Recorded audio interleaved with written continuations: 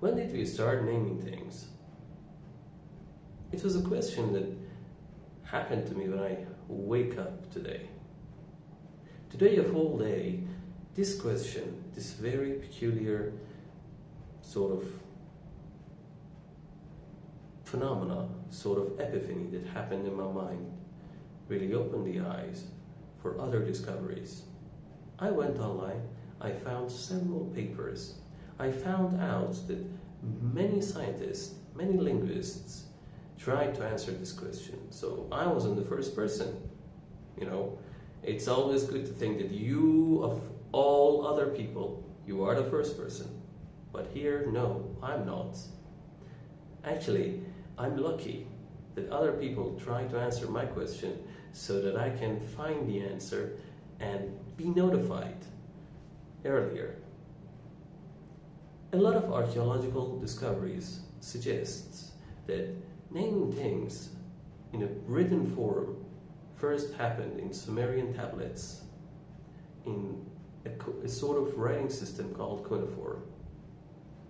This writing system tries to name things not in a very specific way, not in a very peculiar way, but in a way.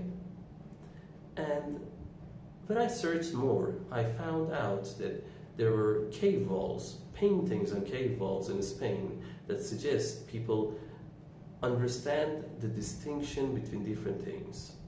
It is very important when you try to understand, when you try to distinguish between two objects, let's say soil and rock, or fruits, foods, tools you use every day, between an arrow and a sparrow. These distinctions really happens when human cognition develops to a certain degree. Most of the time, animals do the same thing, but not in a way that humans do. We name things, we name new things, and we distinguish between this and that. This is a very important matter, a matter which intertwine with our cognition ability, with our brain capacity, and with our language capabilities. We do the same thing, but in a very developed way. So, I found different books. I will tell you the names. One of the books is The Language Puzzle. This book talks about how we try to make words, how did we try to actually sort of create a language so that that language make us capable of talking and expressing ideas, different ideas with different words.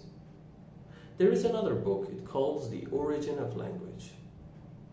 This book actually suggests that we, of all the other species, we are trying to make a language. This language didn't happen to us in a blink of an eye. It was developed, it was created, it was progressed throughout the history of mankind. And now, with all these languages in all around the world, we are actually capable of expressing most of human ideas, most of human feelings, and most importantly, we are able to communicate through sounds and words. This is very important, and this is thought-provoking. Have you ever thought of that before? Tell me in the comments. Tell me your ideas. Have a good time. Peace out.